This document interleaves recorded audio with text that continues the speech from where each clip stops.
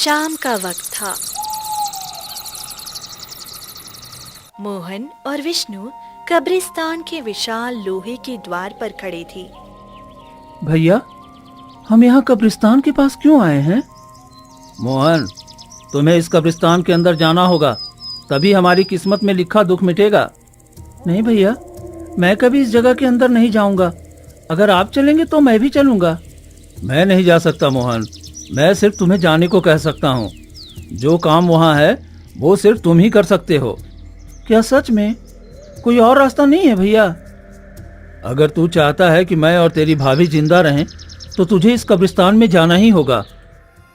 फिर डरते डरते मोहन जैसे ही पैर कब्रिस्तान के अंदर डालता है, तभी पूरा दृश्य अचानक बदल जाता है। रामपुर गांव में विष्णु अपनी पत्नी मीना और छोटा भाई मोहन के साथ रहता था। फिर एक दिन दोपहर का वक्त था। घर के अंदर से चिल्लाने की आवाज आ रही थी। देखो जी, बस बहुत हो गया। अब मैं और बर्दाश्त नहीं कर सकती हूँ। मैं आपको कितनी बार कह चुकी हूँ कि अपने छोटे भाई को घर से निकाल दो। अगर आपने उसे घर से नहीं निकाला तो मैं ये घर छोड़कर चली जाऊंगी। अरे भाग्यवान, तू ये कैसी बातें कर रही है? ये घर और जमीन में उसका भी हक है। कैसे मैं उसे घर से निकाल दूं? सब क्या कहेंगे? अगर आपको उसकी इतनी फिक्र है तो आप ना मुझे छोड़ दीजिए। मैं आपके साथ नहीं रह सकती हूँ। मुझे वो बिल्कुल बर्दाश्त नहीं है। अच्छा ठीक है भाग्यवान, अगर तू कहती है तो मैं कुछ सोचता हूँ और उसे किसी न किसी तरीके से हम अपने घर से निकाल कर ही रहेंगे। इतने में मोहन वहाँ आ जाता है। भैया भैया, मैं खेत का सारा काम निपटा दिया और वो जो खाद डालना था ना, मैंने वो भी डाल दिया है। अच्छा ठीक है, तुमने सारा काम कर लिया है।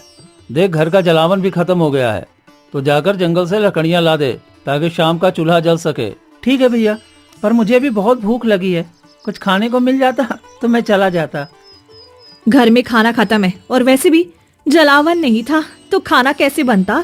पहले लकड़ियां लेकर आओ, फिर खाना बनाऊंगी।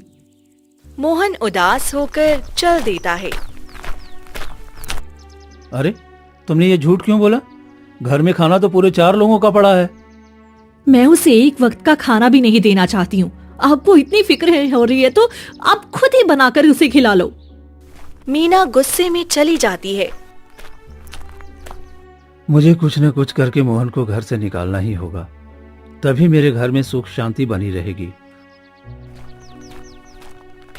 विष्णु बाहर निकलता है। उसी वक्त 2 गांव वाले बात करते दिखाई देते हैं। अरे तूने सुना? हमारे गांव की सरहद पर जो एक कब्रिस्तान है, उसके पास से 2 व्यापारी आ रहे थे। सुना था कि 2 दिन वो उसी कब्रिस्तान में रहे और अचानक वो पागल होकर वहीं पर मर गए। ये तुम कैसी बातें कर रहे हो पंकज? भला ये कैसे हो सकता है? आखिर वो कब्रिस्तान में पागलों की तरह कैसे था और मर कैसे सकता है? तू नहीं जानता, हमारे दादाओं ने कहा है उस कब्रिस्तान में एक माँ बेटी की आत्मा रहती है और कई वर्षों से वही है। जो भी वहाँ जाता है उसके मन को वश में कर लेती है और उससे अपना मनचाहा काम करवाकर उसे मार देती है। फिर तो वो बहुत खतरनाक आत्मा है। अगर वो हमारे गांव में आ गई तो पता नहीं हमारा क्या हाल करेगी। नहीं, वो हमारे गांव में नहीं आ सकती भाई, उसकी सीमा बंधी है। वो कब्रिस्तान से बाहर नहीं निकलती। जो उसके विस्तार में कदम रखता है ना, उसी के साथ ऐसा होता है। मुझे तो ये सुनकर ही रोंगटे खड़े हो गए। चल भाई, अब ये बात बंद कर। दोनों चले जाते हैं। ये सब विष्णु सुन लेता है। अच्छा, तो कब्रिस्तान का ये राज है। मिल गया रास्ता, मुझे अपने भाई से छुटकारा पाने का रास्ता।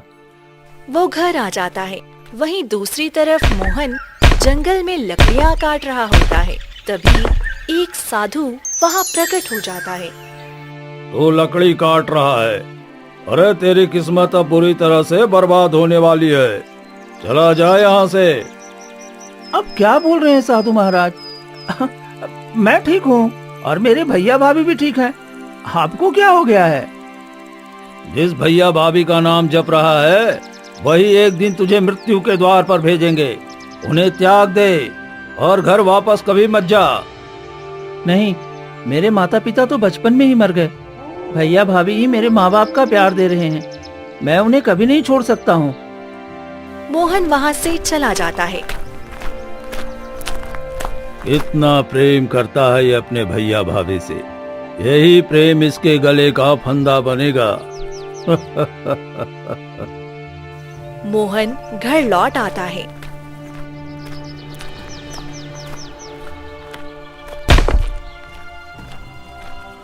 भैया ये देखिए, लकड़ियाँ ले आया हूँ। इस बार ज्यादा ही ले आया ताकि कई दिनों तक काम आएंगी। ठीक है, अच्छा किया। अब चल खाना खा ले, और भी काम है। मीना एक रोटी और सूखा प्याज रख देती है। भाभी सब्जी नहीं है, प्याज के साथ रोटी कैसे खा पाऊंगा? सब्जी खत्म है और खरीदने के पैसे भी नहीं है। अगर खाना है तो खा, नहीं तो भूखे रहो। मीना गुस्से में चली जाती है। मोहन तू बुरा मत मान, भाभी का स्वभाव बस थोड़ा तेज है। ले खा ले, और उसके बाद मैं एक काम बताऊंगा, लेकिन किसी से कहना मत। नहीं भैया, मैं किसी को नहीं बताऊंगा। बताइए ना क्या करना है। कल सुबह मेरे पास आ जाना। विष्णु कमरे में जाता है। क्या बात कर रहे थे? उसे कल सुबह क्यों बुला रहे हो? तुम हमेशा चाहती थी ना कि मोहन को खुद से दूर कर दूं, उसे घर से निकाल दूं, तो मैं सब तैयारी कर चुका हूं। कल के बाद वो कभी हमारे आसपास नहीं भटकेगा। क्या सच में ऐसा करने वाले हो? बताओ तो सही। वो गांव वालों से सुना है कि गांव की सीमा पर जो कब्रिस्तान है, वहां जो भी कदम रखता है वो 2 दिन में मर जाता है। हम कल मोहन को उसी कब्रिस्तान में भेजेंगे, बस देखते जाओ। ये तो बहुत खुशी की बात है। मुझे बेसब्री से कल का इंतजार रहेगा। दोनों सो जाते हैं। उधर मोहन, हे भगवान, मेरे घर की हालत कितनी खराब है। मुझे ये सूखा खाना भी नहीं खाया जा रहा। पता नहीं भैया भाभी ने कैसे खाया होगा। मुझे और मेहनत करनी है ताकि उन्हें अच्छी जिंदगी दे सकूं। अगली सुबह होते ही मोहन उठ जाता है और विष्णु के पास जाता है कि इतने में ही जमींदार आ जाता है और जोर जोर से चिल्लाने लगता है। अरे विष्णु, अरे क्या कर रहा है? चल उठ, घर के बाहर आ। अगर तूने इस बार मेरे पैसे नहीं दिए ना, तो देखना मैं तेरी पत्नी को उठाकर ले जाऊंगा और उससे घर का सारा काम करवाऊंगा। तभी विष्णु घर से बाहर आता है। क्या हुआ जमींदार साहब, आप क्यों परेशान हो रहे हो? अरे तुम्हें याद नहीं है क्या?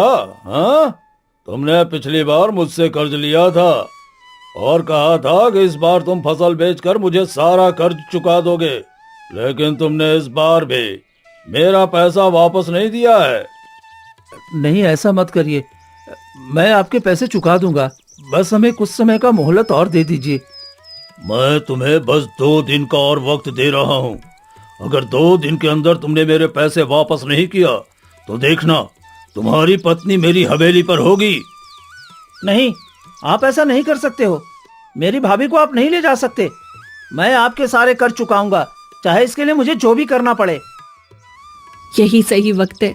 अब मुझे थोड़ी प्यार से बात करनी चाहिए, तभी ये जाने के लिए उस कब्रिस्तान में तैयार होगा। ठीक है, मैं जाता हूँ, लेकिन 2 दिन के बाद फिर मैं वापस लौटूंगा। इतना कहकर जमींदार वहाँ से चला जाता है और विष्णु वहीं पर जमीन पर बैठकर रोने का नाटक करने लगता है।